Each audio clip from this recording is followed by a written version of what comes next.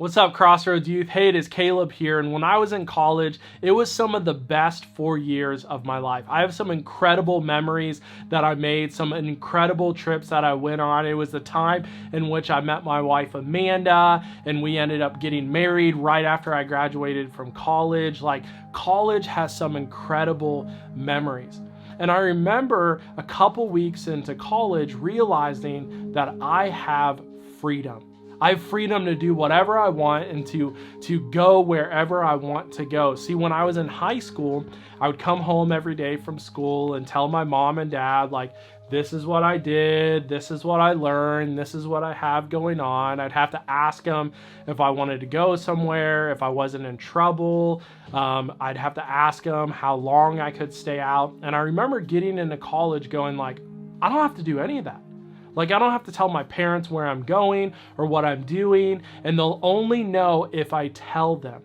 See, I often viewed my relationship with my parents as I only talk to you unless you give me something, when I want something. I only have a conversation with you when I need some money or I need some advice on an issue or I need you to go talk to the school about my student loans. That's the only time I would talk to my parents in college. And I remember one day my mom calling me going hey, don't you think it'd be nice to just call us every once in a while to just let us know how you're doing and what you're up to? And I remember thinking to myself, why do I have to tell you? I'm an adult. I have my freedom. I can do whatever I want. I don't need to tell you what I am doing. See, I viewed our relationship with my parents as I only talk to you to get something. I'm only talking to you to get happiness in return through money or an answer to something I need. I don't talk to you just because I want to talk to you. See, there's a problem when we view our relationships like this, when we cultivate this type of attitude within them, because relationships don't exist for us to feel awesome. Relationships exist for us to learn how to sacrifice and to make others feel awesome as well. See, a lot of times in life, we can view relationships like this. I think there's a lot of us who view this maybe unknowingly. We look at the relationships that we have with somebody that we're dating. We often date somebody to feel loved or to have somebody to kiss or to make out with. We don't date somebody to buy dinner for or to help out with in life. We find friends at school who give us clout, friends who will benefit us in some way, not friends that we can write encouraging notes to, not friends who can help with schoolwork, not friends who can be a shoulder to cry on during difficult or tough times in life.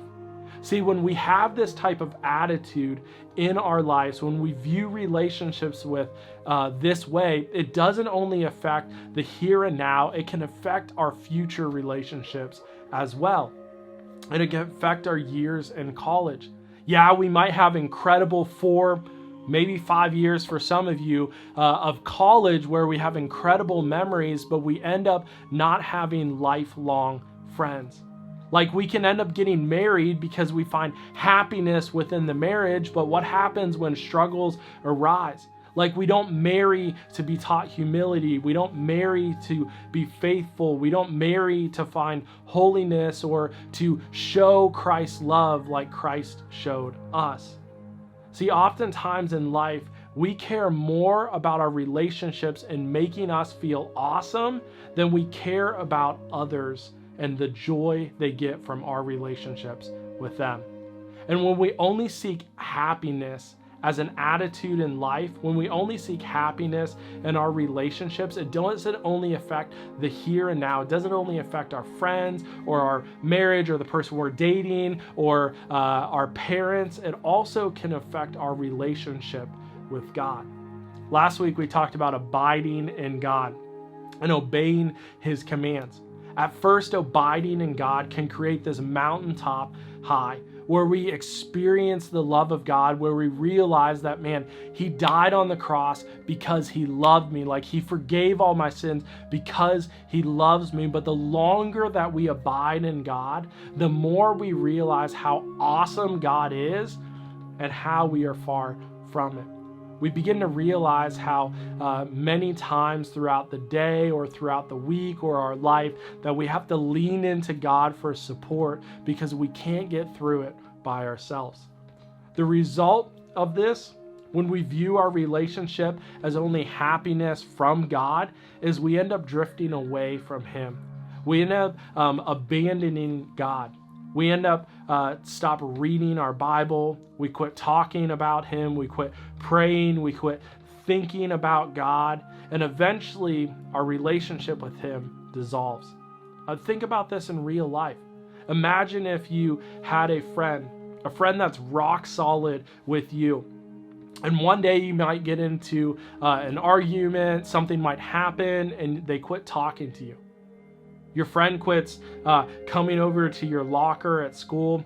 Your friend quits texting you or inviting you to things. Eventually, you're going to think to yourself, are they still my friend? Like, are they mad at me? Like, what's going on right here? Imagine if this happened with a person that you are dating. The person quits telling you that they love you. They quit coming over. They quit texting you. They quit seeing you at school. They avoid you when you walk around the corner. Eventually, you're going to think to yourself, are we dating? Like, do you even like me anymore? See, when communication ceases in a relationship, when we quit talking because we're not finding happiness out of the relationship eventually begins to die. And this is true not only with our friends and the people that we're dating, it's true with our relationship with God. See, it's one thing for us to abide in Him, to read His Word daily, but our relationship grows deeper with God when we communicate with Him as well. The way in which we communicate with God is through a thing called prayer. It's this practice of talking to God and listening to Him for a response. Not a verbal response, but this feeling that you get inside, this peace within your soul as an answer begins to form within your head. A couple of years ago, we took a bunch of high school students to Move. It's our summer conference that we do. And I remember they talked about this thing called Selah. In the book of Psalm in the Old Testament, we read these notations in there that say Selah, and it was a time in which you would stop and pause. You would reflect on what you just sang or the words in which you just read. And they gave us this acronym for Selah, this time to stop and reflect, and they broke it down like this. S stood for stopping. Stopping what you're doing. Stop, just quit moving, take a moment and just sit still. The next thing was exhale. Let it off. The worries you have, the stress you might have in life, the concerns, everything that's going on, the chaos that's ensuing around you, just take a moment, exhale. Let the weight fall off your shoulders. The next thing it talked about was leaning in. For me, I kind of put my hands on my knees, my elbows on my knees and my hands up and just kind of change my posture. For some of you, maybe lay down on your bed. Maybe put your face on the floor. I don't know. Do a yoga pose. Whatever it might be, go lay out on your trampoline. Just take a moment to lean in, kind of change your posture and how you normally sit. Then take a moment to ask. Ask God what's ever on your heart. God, how do I handle my friends? God, how do I handle this situation? God, where do I go to college? God, what do I do about these feelings I might be having in life? Take a moment to ask God and then hear. Wait for God to respond.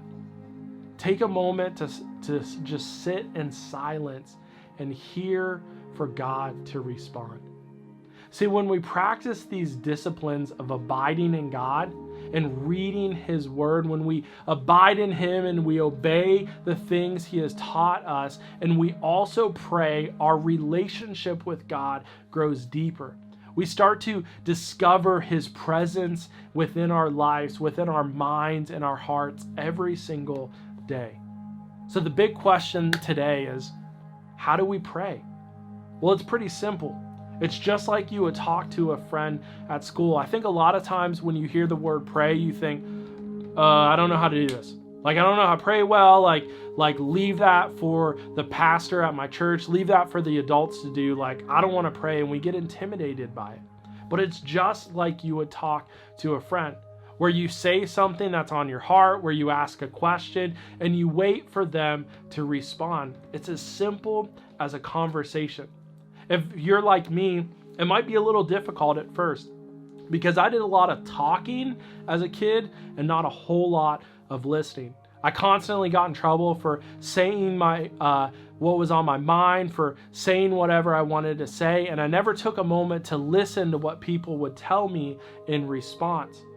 And if you're like me, maybe you need to take an extra minute or two just listening, hearing for God to respond in your life. So this week, I encourage you to practice talking to God and taking a moment to listen. Maybe you practice the Selah thing, where you stop what you're doing, you exhale, you lean in, you ask, say, God, this is really bothering me in life. God, I don't know how to handle this situation. God, I don't know what to do within my life. God, I don't know how to talk to my parents. God, I don't know which college I want to go to. God, I don't know how to deal with the feelings that I'm dealing with. God, I'm scared about this virus. Whatever it might be, we take a moment to ask and then just hear. Hear for what God is saying within our lives. You know, I really love the book of Psalms, because there's a passage in the book of Psalms where David has this really powerful prayer. And if you read it, it might kind of throw you off at first, and it did for me. And I ended up going to a professor in college, having him explain this passage to me. But there's a moment where David is having a prayer, and he says, God, I pray that these nations' babies' heads will be smashed upon the rocks. That's a really weird thing to read. And see, what David is actually praying is that there's been a nation that has been terrorizing his people. They've been terrorizing the land. They've been capturing them. They've been killing them. They've been taking their things. They've been raping their people. And this nation has done horrible things to David and his people. And David's praying, God, I just pray that these people won't exist anymore because of the atrocities that they're doing within our lives. That's a big prayer. No matter what's going on in your life, God can handle it. Whatever you're feeling, whatever questions you might have, whatever difficulties arise in your life, God can handle those things. So take a moment this week to ask God and listen. Do it right now.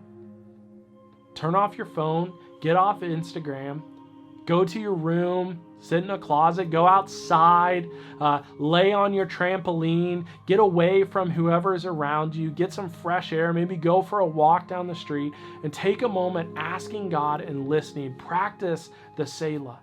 Stop. Exhale. Lean in. Say, God, how do I handle what's going on in my life? And then just sit in silence and wait for his response.